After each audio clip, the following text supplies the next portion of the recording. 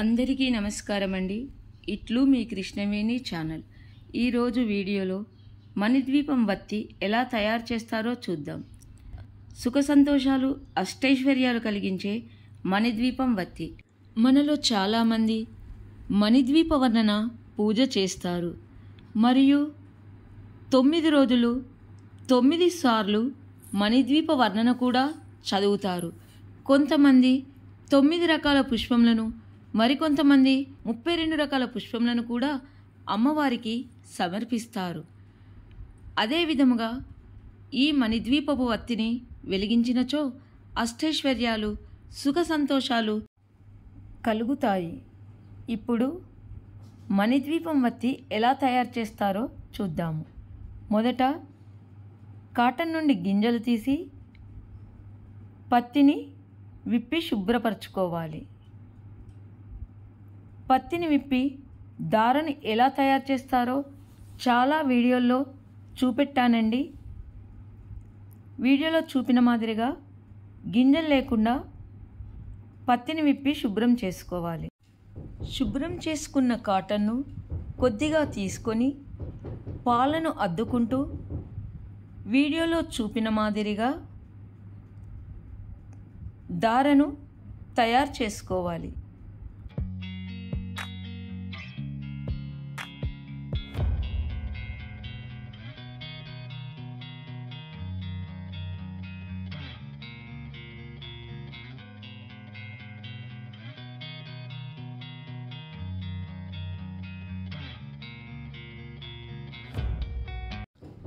మొదటే కొద్దిగా దారం తీసి పెట్టానండి.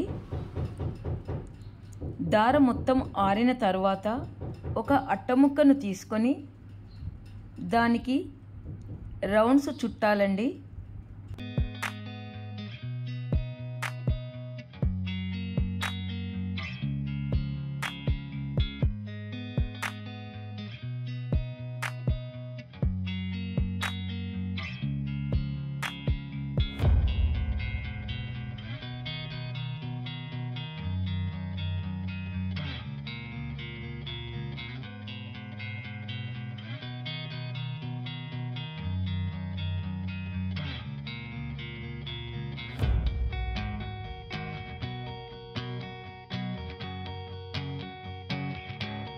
ఇలా అట్టముక్క చుట్టూ 16 వరుసలు రౌండ్గా చుట్టి అట్టముక్క నుండి దీనిని తీయాలి. వీడియోలో చూపిన మాదిరిగా ఇలా తయారవుతుంది. మధ్యలో కట్ చేసి వాటిని చిన్న చిన్న ముక్కలుగా చేయాలి. అంటే ఒక్కొక్క ముక్కలో 16 పోగులు ఉన్నాయి. 2 ముక్కలను పెడితే 32 పోగులు అవుతాయి.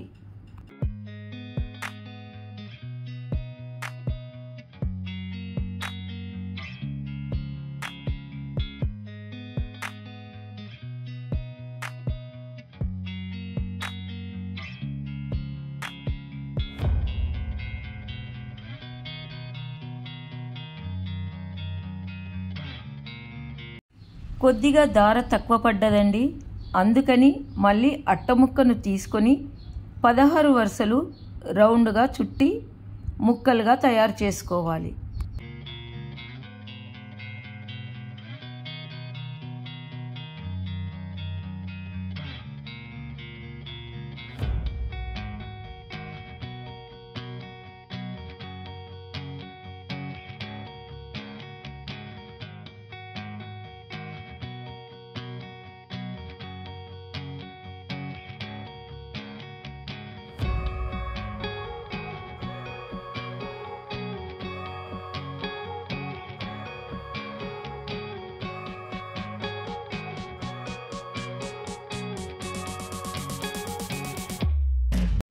వీడియోలో చూపెట్టిన మాదిరిగా ఇలా 32ని తయారు చేసుకోవాలి. ఒక్కొక్క దానిలో 32 పోగులు ఉండేలా చూసుకోవాలి. వీడియోలో చూపెట్టిన మాదిరిగా ఒక్కొక్క కట్టను తీసుకొని యూ షేపులో పెట్టి కొంచెం కాటన్ను తీసుకొని పాలను అద్ది వీడియోలో చూపెట్టిన మాదిరిగా తాల్చాలి. ఇలా 32ని వీడియోలో చూపెట్టిన మాదిరిగా తాల్చాలి.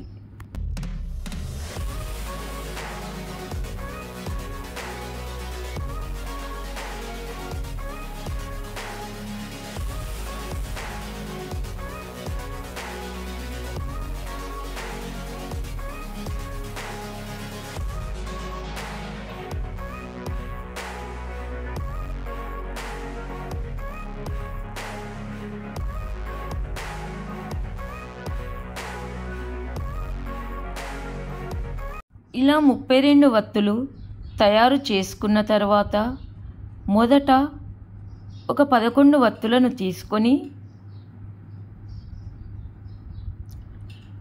వాటి చుట్టూ రౌండ్గా దారముని చుట్టాలి.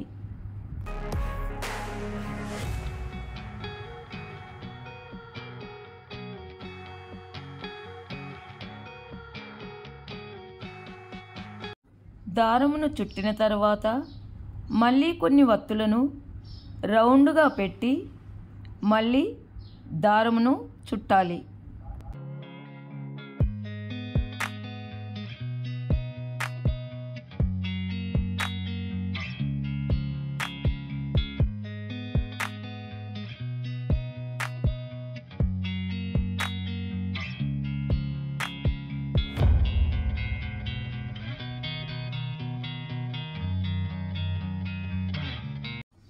మిగిలిన వత్తులను ఇందాక తయారు చేసిన వత్తికి రౌండ్గా పెట్టి మళ్ళీ దారమును చుట్టాలి.